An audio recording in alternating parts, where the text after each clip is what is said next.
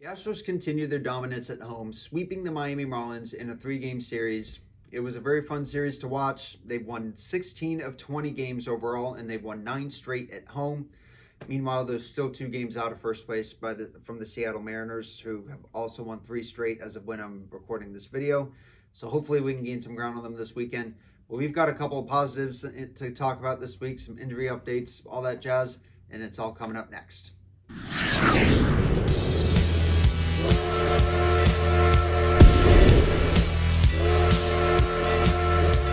How sweet it is. Hopefully that's not the final time I'll be saying that throughout in this first half of the season. But yeah, like I said, the Astros swept the Miami Marlins. They're gone fishing this week as they swept them in a 3-game series at Minute Maid. Like I said earlier, again, they've won 16 of their last 20, 9 straight at home. Let's break down the series. But first off, of course, let me give you guys a quick personal update. I'm sure you get a lot of you guys out there are being a bit more courteous and checking in on me, as just a couple of days ago we were hit by Hurricane Beryl, and obviously not really a big thing, not really a huge deal, wasn't that big of a storm, but we still lost power but I lost power for about 3.5 days. So thankfully though, the power has been restored, and we are now basically back to normal. And uploads, of course, will now resume as scheduled. Now that that is out of the way, let's break down the series. Diving right into this first game, the Marlins would score in the first inning with a home run by, I think, Brian De La Cruz. This was one of 2 leadoff home runs that he would hit throughout this series to make it 1-0 Marlins early, but the Astros would answer shortly after in the bottom of the second with an RBI single by Chas McCormick. And the game would stay tied going into the bottom of the 5th inning, when Dubon would lead off that inning with a double. But he ended up getting thrown out at third base thanks to some horrible base running, because Chas McCormick, he had hit a ground ball to the left side of the infield where Dubon was. And as Dubon was charging towards third, the shortstop ended up deciding to get him out at third base, which was smart of him. But at the same time, horrible base running by Mauricio Dubon in that scenario there. Chas McCormick would then go on to steal second base, one of 2 stolen bases on the night for him, for Alex Bregman, and then an RBI single by Bregman would get him home to make it 2-1 Astros. But that lead would not last very long, as a home run by Jesus Sanchez that just got into the Crawford boxes would tie the game up at 2. But the Astros immediately responded in the bottom half of the 7th inning, with Chas McCormick being on second base once again. He started the inning by reaching on an error by Xavier Edwards. Then came the big swing of the night, a 2-run blast by Alex Bregman that would give the Astros the lead for good. And that home run would prove to be decisive, because the Marlins would make it interesting with an RBI single by De La Cruz in the 8th inning, I believe. But that's as close as they would get, as Hader would notch the save in this game, and this would be the first of 2 saves that he would get. Jumping straight to game 2, Framber Valdez would go 7 innings while racking up 10 strikeouts, his 11th career start with a 10-plus strikeout game, which is the 2nd most by an Astros lefty in franchise history. An RBI single by Yonier Diaz would get the Astros going in the 1st inning after Framber had an easy top half of the 1st inning. And then this was also the night that my power came back, as I was actually out having some dinner with some family. It actually ended up coming back while we were away, so that was cool to see. After an RBI double by Jake Myers, Jerry Loberfito goes yard for the 2nd time in his big league career to make it 4-0 Astros.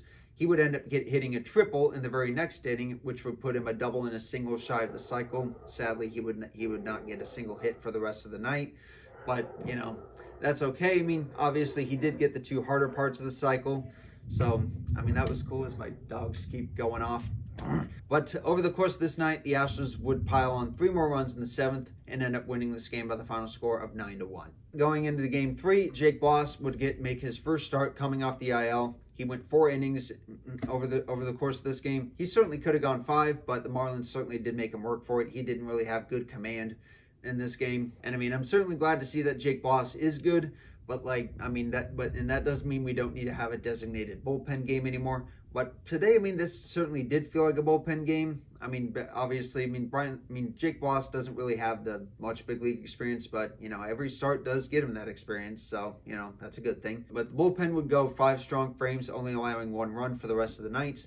A 1st inning home run by Brian De La Cruz got things started, but the Astros would instantly respond in the bottom half of the first with two runs of their own, a sac fly by John Singleton, and an RBI single with 2 outs by Jeremy Pena. After the Marlins tied it later on, an RBI grounder by Salazar would plate Trey Cabbage, who was subbing in for Yordan Alvarez in this game after he had left last night's game, or game 2 rather, to make it 3-2 Astros at that point, and they would not look back from there. And then as we go to the third inning, the Marlins had another threat going against Jake Bloss. 2 men in scoring position with only 1 out, but then a strikeout of Jake Berger and a ground out by Xavier Edwards that Singleton made a nice play on defensively would extinguish that threat. Going into the fifth, a home run by Chaz Chisholm Jr. would make it a 2-1 game at that point, but the Astros would get that run back right in the bottom half of the fifth on a sac fly by Joey Loperfido. Going straight here to the top of the sixth, the Marlins would have another threat against Sean Newman, who was the first guy out of the bullpen for the Astros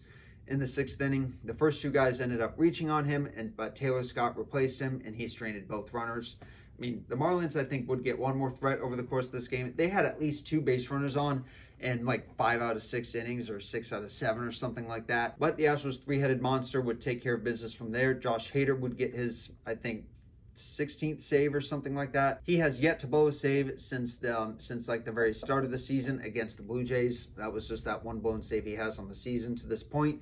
So overall, dude, the Astros have been absolutely killing it.